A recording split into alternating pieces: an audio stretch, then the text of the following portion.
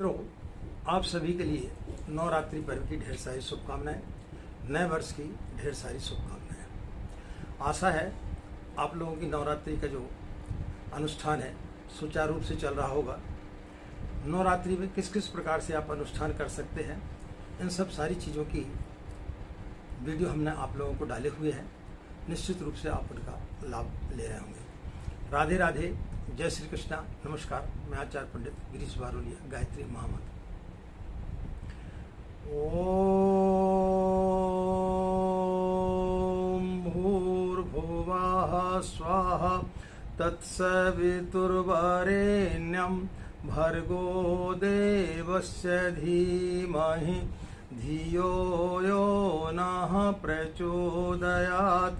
अखण्डमण्डलाकारं व्याप्तं येन चराचरं तत्पदं दर्शितं येन तस्मै श्री गुरवे नमः, तस्मै श्री गुरवे नमः।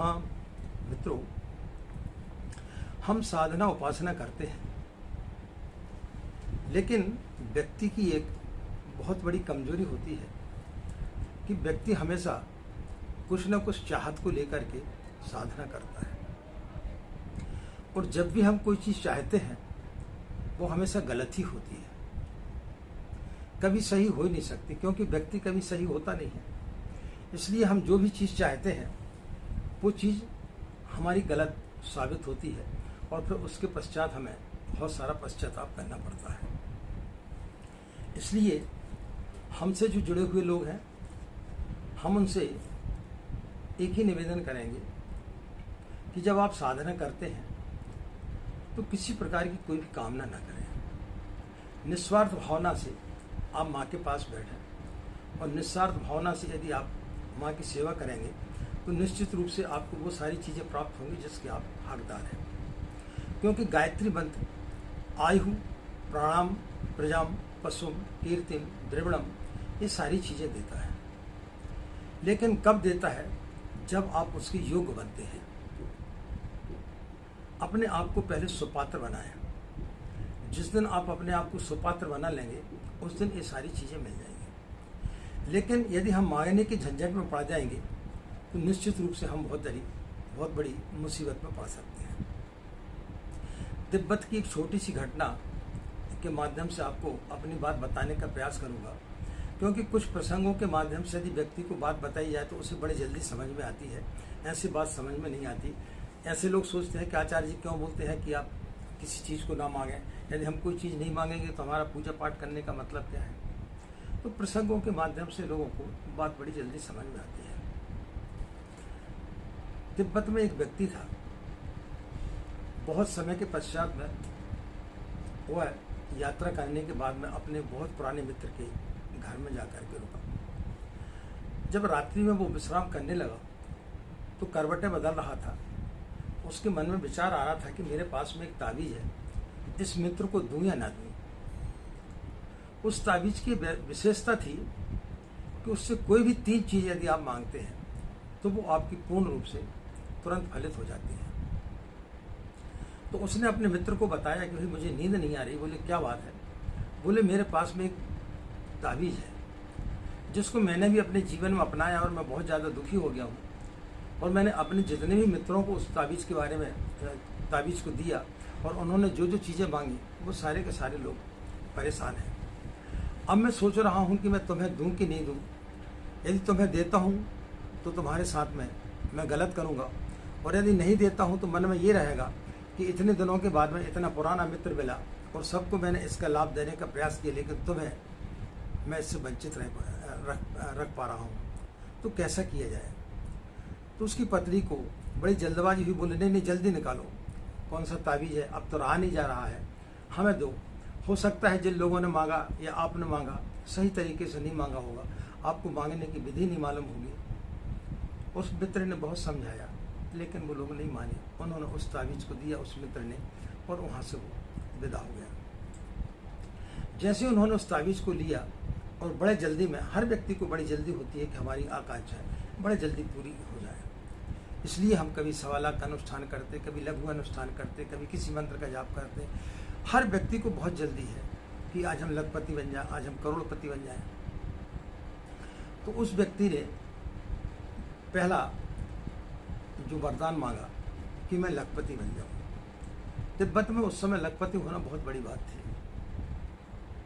तो जैसे उसने मांगा तो उस ताबीज की खासियत थी कि जैसे उसकी व्यक्ति की मांग पूरी होती थी वो हाथ से छिटक करके नीचे गिर जाता था। तो जैसे उसने लखपति की डिमांड की वो ताबीज उसके हाथ से नीचे छिटक करके गिर पड़ा। जैसे वो गिरा थोड़ी देर के बाद में वो देखते हैं कि कुछ सैनिकों की पदचाप सुनाई दे रही है। दरवाजे पर वो आकर के रुके और उन्होंने एक थाल में 1 लाख रुपया सजाए हुए थे। बोले तुम्हारा जो पुत्र है वो चूंकि सेना में था और मारा गया है, इसलिए इनाम के तौर पर राजा ने आपको 1 लाख रुपया भेंट स्वरूप भेजे। पत्नी का बड़ा बेहाल हो गया, चक्कर खा करके गिर पड़ी कि क्या हो गया, मेरा लड़का जवान जो है वो खत्म हो गया, 1 लाख रुपए का मैं करूँगी क्या। अब पत्नी ने बोला कि जल्दी करो, अभी दूसरा वरदान अपन मांग सकते हैं, बच्चे को अपन वापस मांग लेते हैं कि ऐसा ना हो कि उन्होंने उसको दफना दिया हो, ऐसा ना हो कि वो प्रेत योनि में चला गया हो, जल्दी करो। उन्होंने शीघ्रता से बोला कि हमारे बच्चे को वापस किया जाए। फिर ताबीज छिटक के उनके हाथ से नीचे गिरा। थोड़ी देर के बाद में पदचाप सुनाई दी, माताजी पिताजी की आवाज़ आई। उस बच्चे ने माँ और पिता को आवाज़ दी। उन्होंने बाहर झांक करके देखा, वहाँ पर कोई नहीं था, सिर्फ चलने फिरने की आवाज़ आ रही थी। वे लोग बड़े भयभीत हो गए।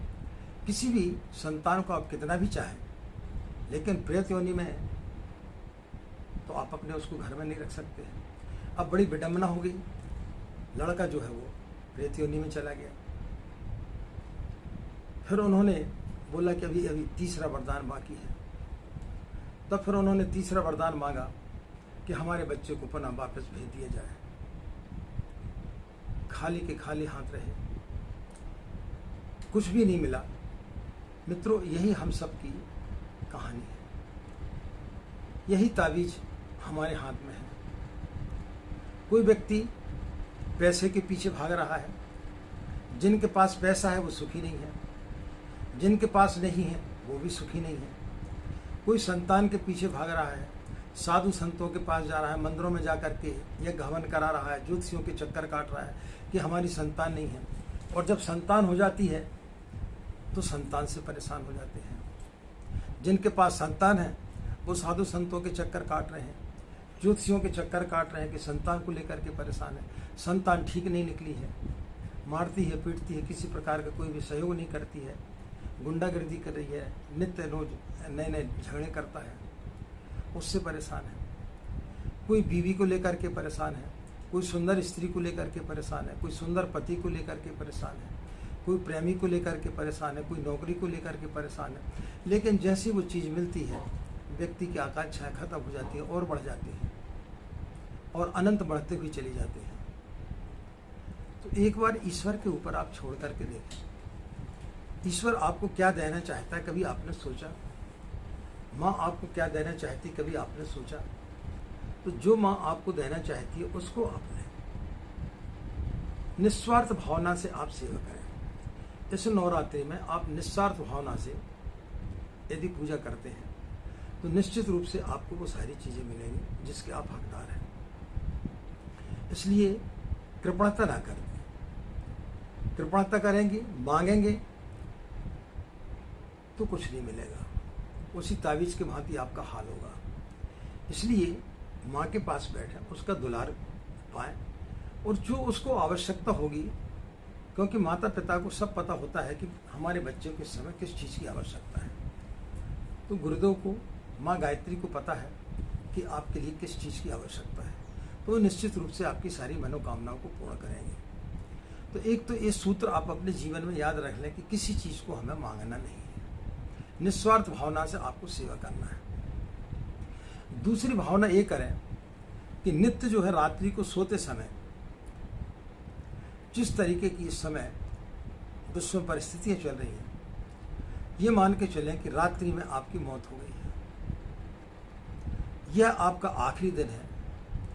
और जितने लोगों से आप मिले, जिन लोगों से आपने प्रेम पाया, जिन लोगों से आपने नफरत की, जिन लोगों ने आपने गालियाँ दी, उन लोगों के प्रति कृतज्ञ हो जाएं कि हमसे गलती होगी, हमें क्षमा करें, और ये मान के चलें कि हमारा आखिरी रात है।